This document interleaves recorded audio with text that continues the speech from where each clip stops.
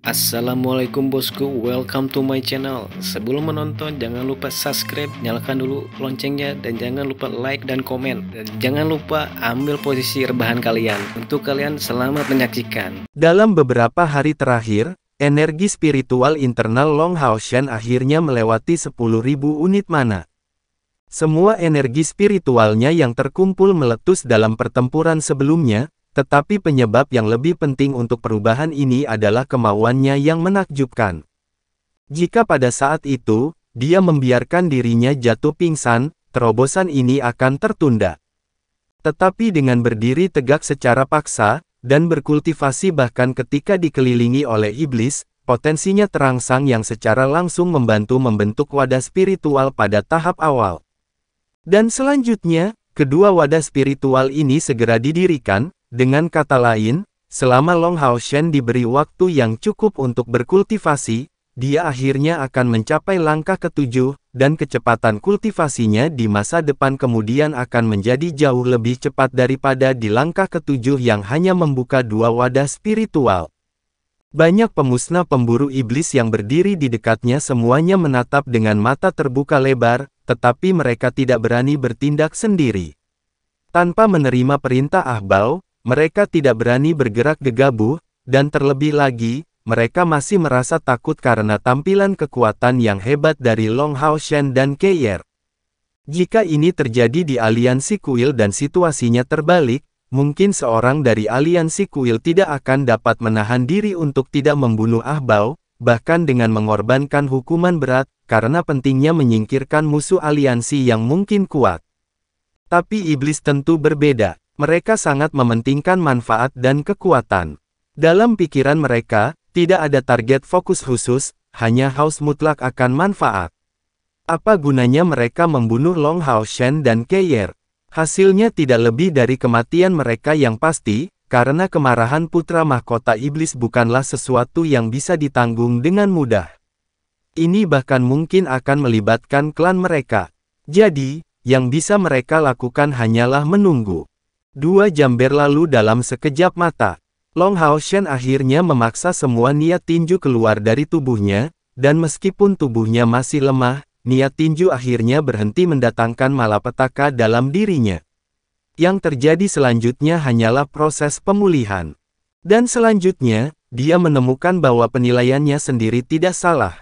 Selama 2 jam ini, wadah spiritual di ruang antara alis dan perutnya sudah menyerap sejumlah energi spiritual, dan meskipun sedikit, mereka secara bertahap mulai terbentuk. Setelah menghabiskan lebih banyak waktu untuk berkultivasi, dan setelah wadah spiritual di dadanya terisi, timbunan dari energi spiritual yang diperoleh dari kultivasi akan masuk ke dua wadah spiritual baru ini. Jika kedua wadah spiritual ini menyelesaikan inkubasinya, kultivasi, serangan, pertahanan, dan penyimpanan energi spiritualnya di masa depan akan menjadi 3 kali lebih tinggi dari sekarang.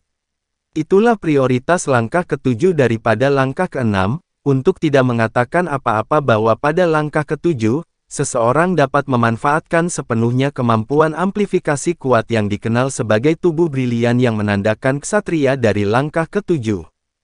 Tubuh Ahbao memancarkan cahaya hitam keunguan, dan luka-lukanya sembuh lebih cepat daripada Long Hao Shen.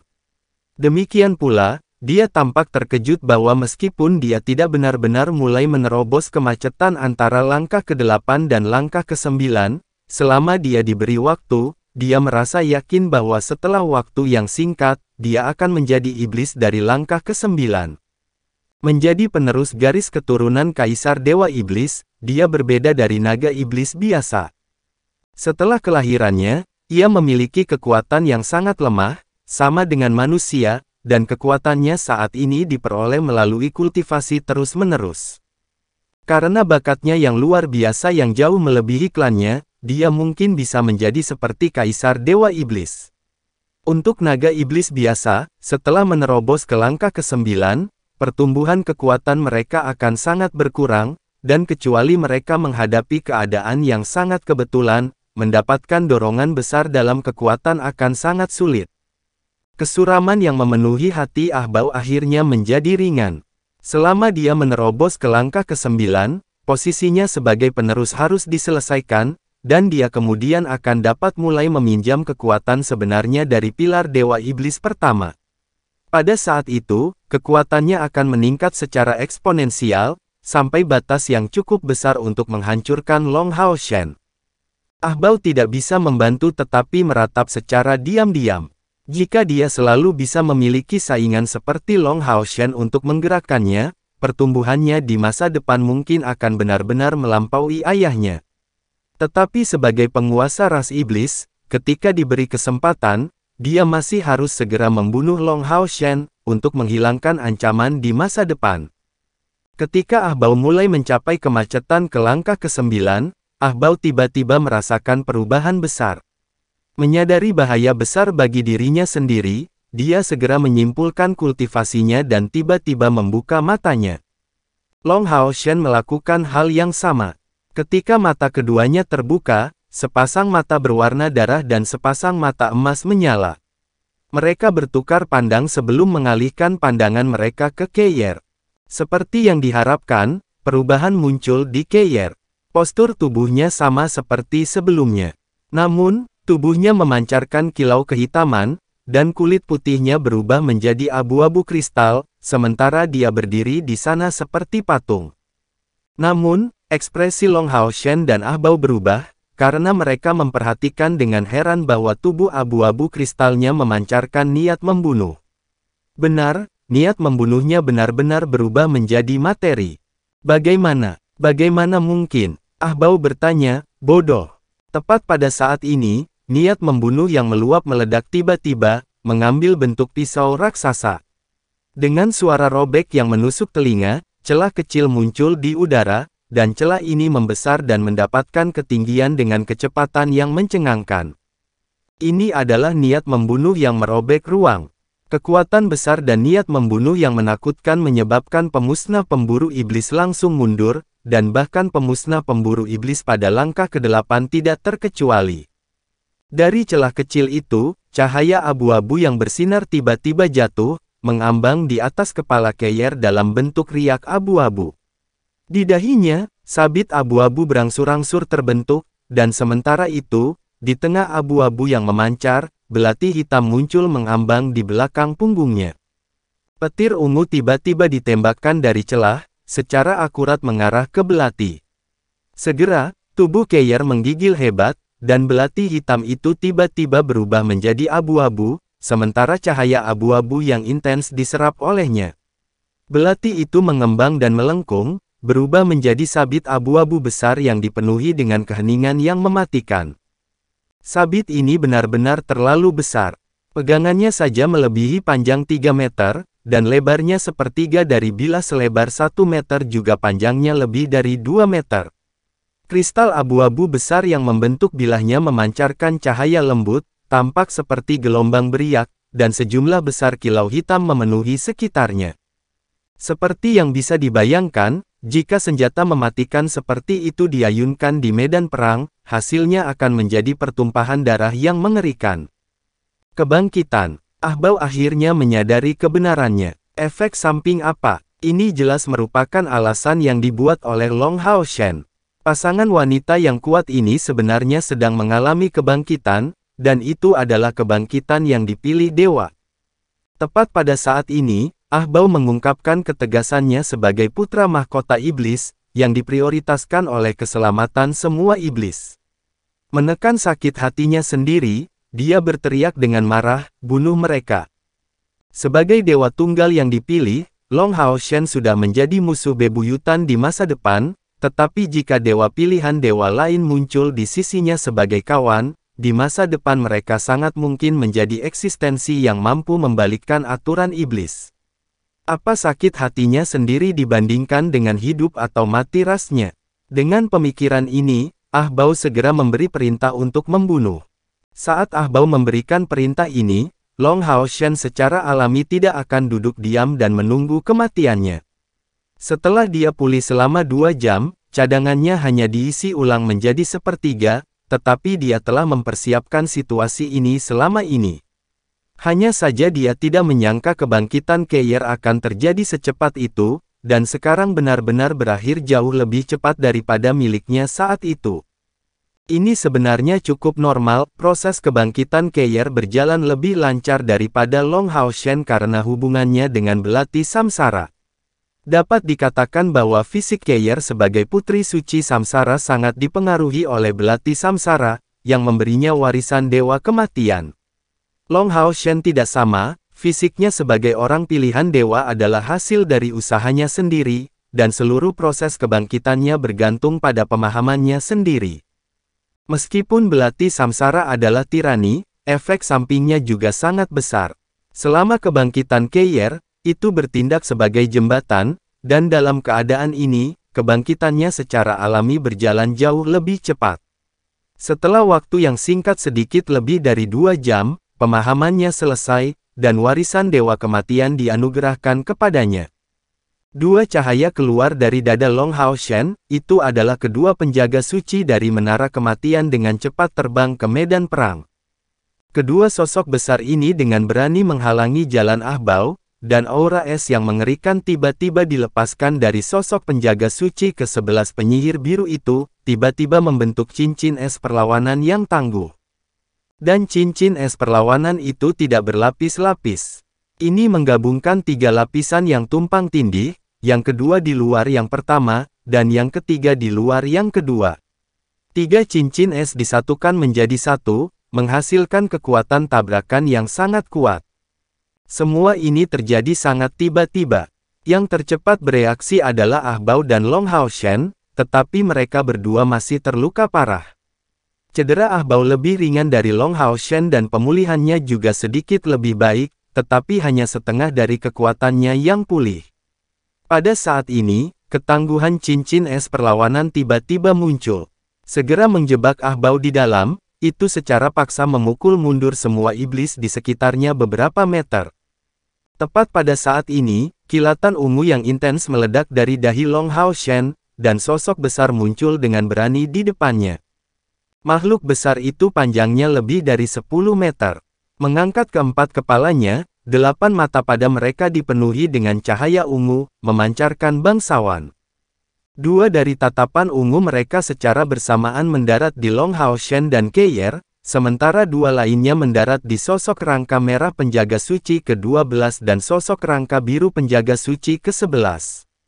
Segera, pemandangan mengerikan terjadi, dan energi tirani yang sangat bengkok dipancarkan dari sosok besar ini, yang mencakup radius 100 meter. Jeritan keluar dari mulut setiap iblis, termasuk bahkan putra mahkota Ahbao. Itu berasal dari rasa sakit merasakan tubuh mereka terkoyak, karena kekuatan magis di dalam diri mereka sedang dalam pemberontakan total, dengan esensi unsur yang mengelilingi mereka berfluktuasi dengan liar. Iblis dari langkah ke-8 masih lebih baik, tetapi hanya dengan mempercepat energi spiritual mereka untuk melindungi mereka, mereka dapat menyelamatkan diri.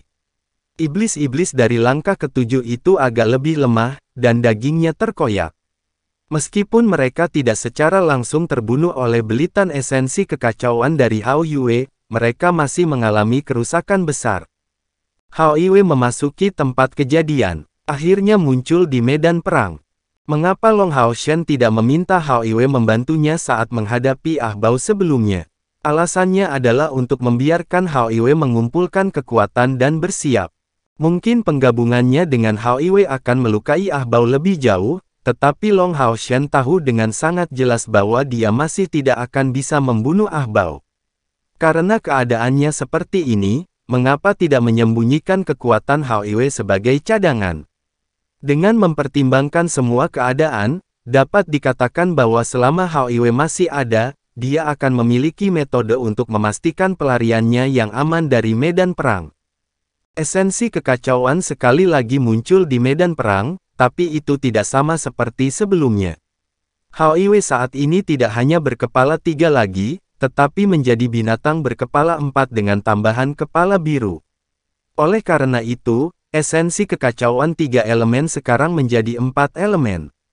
Tapi perubahan ini tidak sesederhana penambahan 1 kepala.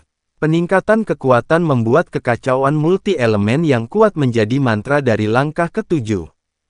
Hao Iwe telah menyiapkan sihirnya jauh sebelumnya, hanya menunggu Long Haoshan memanggilnya ke sisinya. Jadi, begitu dia muncul, dia langsung menyerang dengan mantranya.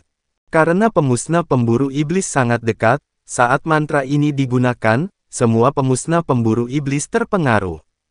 Jika Long Haoshan memiliki cukup banyak orang bersamanya sekarang, ini akan menjadi kesempatan besar untuk melenyapkan sejumlah besar musuh. Sayangnya, Long Haoshan sekarang hanya bisa mengandalkan dirinya sendiri. Memberikan pandangan prihatin kepada Keier, dia melihat bahwa Keier masih dalam tahap terakhir kebangkitannya, dan cahaya abu-abu yang intens itu menyatu sedikit demi sedikit dengannya.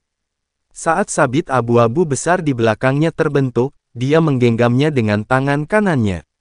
Rambut ungu Keier secara bertahap mendapatkan warna abu-abu seperti kristal, mendapatkan kilau, yang tampak sangat aneh. Energi Long Haoshan sudah kembali ke performa yang baik, yang cukup baginya untuk mengaktifkan liontin melodi kematian dan berteleportasi dengan Keier, tetapi kebangkitan Keier belum selesai.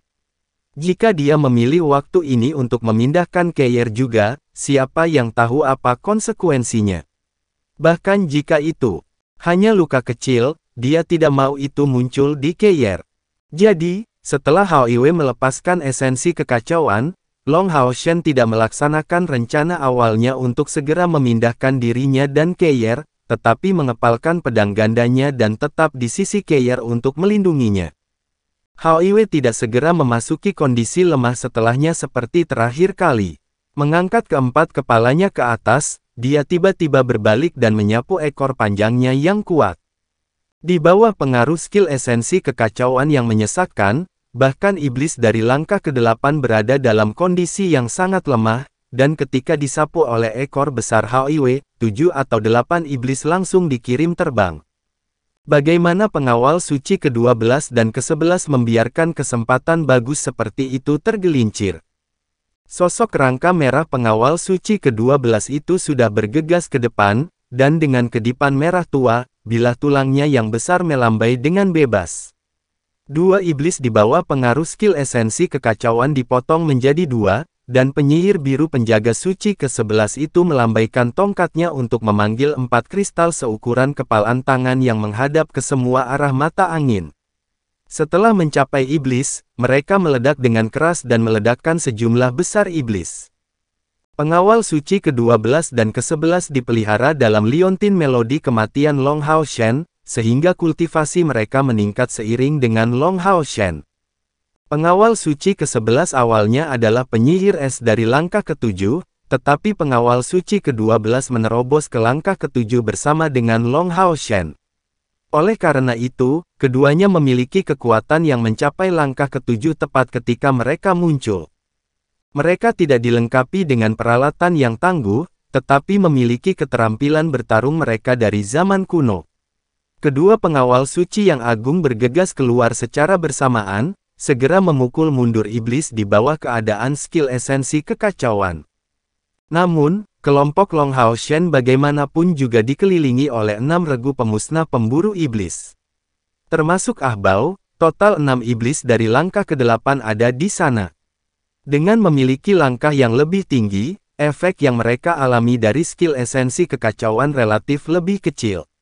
Setelah beberapa saat berubah menjadi hingar-bingar, 6 iblis dari langkah ke-8 ini akhirnya menunjukkan inisiatif untuk melakukan serangan balik. Ahbao diblokir oleh pengawal suci ke-11. Bilah tulang api menari dengan bebas, dan mencari celah di pertahanan Ahbao. Namun, pengawal suci ke-11 bukanlah Long Haoshan, dan meskipun dia memiliki teknik yang hebat, dan dapat menggunakan serangan Asura hingga batasnya, dia masih tidak memiliki niat pedang yang kuat atau energi spiritual unsur cahaya dari yang pertama. Ahbao bahkan tidak menghindari serangan pengawal suci ke-11, dan membiarkan bilah tulangnya menyerang tubuhnya, melakukan serangan balik dengan pukulannya yang mengerikan. Meskipun pengawal suci ke-11 menghindari serangan ini, dia tidak punya cara untuk mencegah Ahbao menyerang Long Haoshan. Bang! Dua iblis dari langkah ke-8 mengirim pengawal suci ke-11 terbang dengan kerja sama mereka. Bahkan memiliki ketangkasan yang lebih besar akan di depan penindasan mutlak dari perbedaan energi spiritual. Tepat pada saat ini, hanya Hao Iwei yang tersisa untuk melindungi Long Hao Shen dan Keier. Hao Iwei tidak terus menggunakan sihir selain mempertahankan skill esensi kekacauan untuk melemahkan semua iblis, jadi hanya bisa menggunakan kekuatan kasarnya. Tetapi untuk pertama kalinya, Hao Iwei benar-benar mengungkapkan tingkat kekuatan fisiknya saat ini. Yang pertama dia hadapi adalah Ah Bao, mengangkat tubuh bagian atasnya untuk mengarahkan cakar padanya. Dengan raungan, tubuh Ah Bao berkedip, mengungkapkan bentuk naga iblis sejatinya, dengan kasar membidik langsung ke serangan Hao Iwei. Dengan bentrokan hebat, tubuh besar Hao Iwei bergetar, dan di bawah pemboman Ah Bao, dia didorong ke samping. Tetapi bahkan di bawah penggunaan bentuk naga iblis sejati, Ah Bao masih terhuyung-huyung dari serangan cakar itu. Tidak hanya itu, tetapi Hao Iwei juga punya waktu untuk menyapu ekornya yang besar, dan membenturkan 4 kepalanya yang besar ke 4 arah, dengan paksa menghentikan serangan 4 iblis dari langkah ke-8.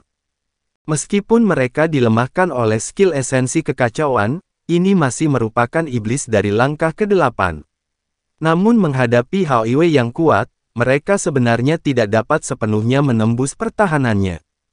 Namun, Hao Iwei masih tidak dapat mempertahankan semua sisi pada saat yang sama, dan dari satu sisi, iblis dari langkah ke-8 tiba di depan Long Hao Shen. Arya dari Dewi Cahaya menyambut pedang merah iblis dari langkah ke-8. Dengan suara mendengung yang menusuk telinga, Long Hao Shen terguncang tetapi tidak mundur sedikit pun, dan niat pedangnya yang padat meninggalkan jejak yang dalam di dada musuhnya. Pengawal suci ke-11 dan ke-12 sudah kembali ke sisi Long Hao Shen, melindungi kedua sisinya sambil menunjukkan kekuatan bertarung mereka sepenuhnya. Namun, juga tepat pada saat ini, skill esensi kekacauan Hao Iwei mulai kehilangan efek dari langkah ke-7 mulai pulih dari skill esensi kekacauan, juga meluncurkan serangan mereka dari semua sisi. Serangan mereka dari semua sisi.